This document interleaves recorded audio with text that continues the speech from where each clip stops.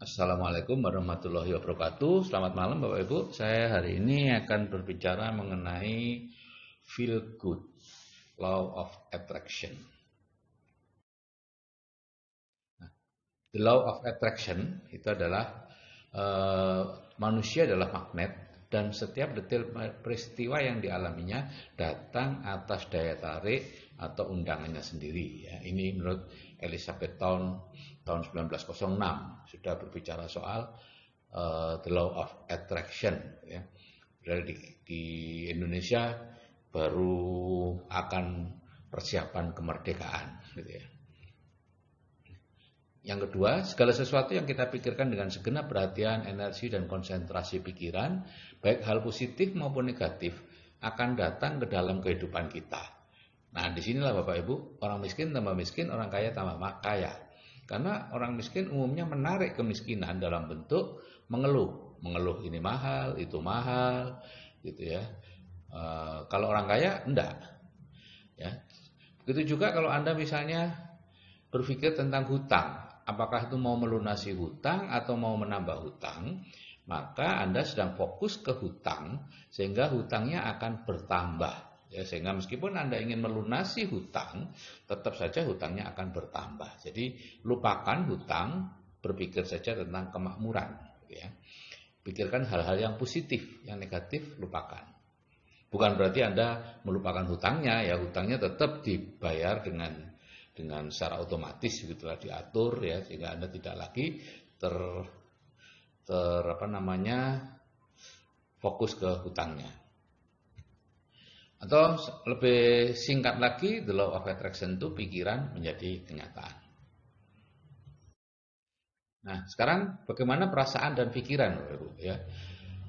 Dulu kita mengatakan law of attraction itu karena pikiran, tapi sebenarnya kalau diteliti, kekuatan pancaran gelombang energi dari jantung itu lebih kuat 5 kali lipat dibandingkan dari otak. Ya, sehingga perasaan itu memancar lebih kuat dibandingkan pikiran. Sehingga sesungguhnya pengendali dari loa itu bukan pikiran, tapi perasaan atau emosi yang menyertai pikiran itu.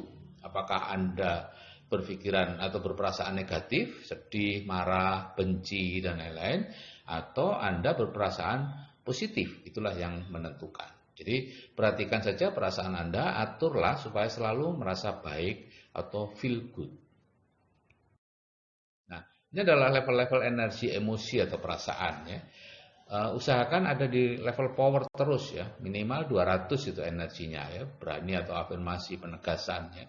Percaya, yakin, optimis, memaafkan, memahami. Anda lihat makin ke atas itu energinya makin besar. Di situ ketenangannya, tenang, hening, kebahagiaan yang luar biasa, emosi yang tidak terlukiskan itu karena pencerahan ya, dan sebagainya. Tapi kalau Anda berada di bawah di dalam zona force, menghina orang lain ya, menganggap orang lain karena berbeda cara berpakaian saja sudah merendahkan, atau benci kepada suatu etnis tertentu atau kepada ya siapapun, Anda tanpa sadar Anda benci walaupun sebetulnya tidak tahu kenapa harus benci.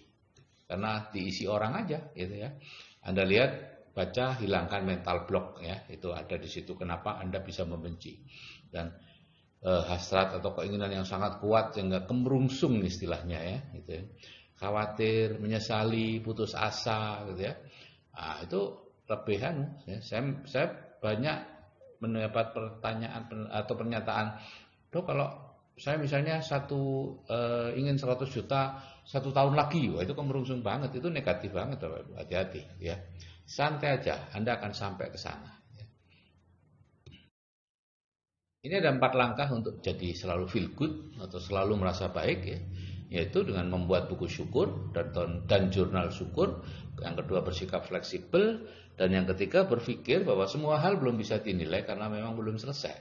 Dan keempat kalau terpaksa ya anggap gila sementara. Ini akan saya bahas satu persatu ya. Membuat buku syukur dan jurnal syukur itu seperti ini Bapak Ibu ya. Buku syukur berisi hal-hal yang kita syukuri sejak kita lahir sampai hari ini. Jadi membuatnya cukup sekali saja gitu ya.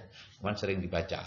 Saya bersyukur memiliki ayah yang luar biasa, pekerja keras, bla bla bla. Saya bersyukur memiliki ibu yang selalu positif dan sebagainya. Saya bersyukur menjadi apa, menjadi dokter, menjadi petani, menjadi guru dan seterusnya.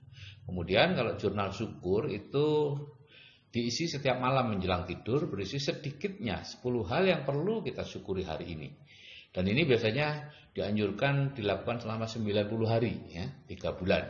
Setelah itu tidak lagi, nanti lama, kemudian kalau Anda merasa tidak lagi nyaman gitu, membuat lagi, ya. Untuk merubah, memindahkan keluhan dari pikiran Anda, ya, ke hal-hal yang disyukuri, ya. Karena itu paksakan untuk mensyukuri 10 hal minimal sehari itu. Ya, saya bersyukur mendapat kiriman pisang goreng dari tetangga, ya. Saya bersyukur bisa bangun dengan segar pagi ini, ya. Karena banyak orang yang tidak bisa bangun, ya. Oke, itu perlu Anda buat. Dan yang kedua adalah bersikap fleksibel, ya. Jadi apapun yang terjadi, misalnya Bapak Ibu berharap terjadinya A, dapatnya B, ya kita menerimanya dengan baik, ya. Karena apa? Karena kita yang merencanakan, tapi tetap Tuhan juga yang menentukan. Apapun yang terjadi itu bisa terjadi hanya atas izinnya. Ingat bahwa tidak ada debu terbang dan daun jatuh yang terjadi tanpa seizinnya. Nah, banyak orang yang katanya beragama dan percaya kepada Tuhan, tapi ketika terjadi situasi yang menurut dia buruk atau tidak menyenangkan, mereka habis-habisan menyalahkan orang yang dianggap bertanggung jawab atas hal itu. Lupa bahwa hal itu terjadi atas seizin Tuhan, ya. Jadi itu sama saja dengan menghujat Tuhan yang sudah mengizinkan atau memberi izin peristiwa itu terjadi. Kalau Tuhan tidak memberi izin peristiwa itu terjadi, ya tidak akan terjadi.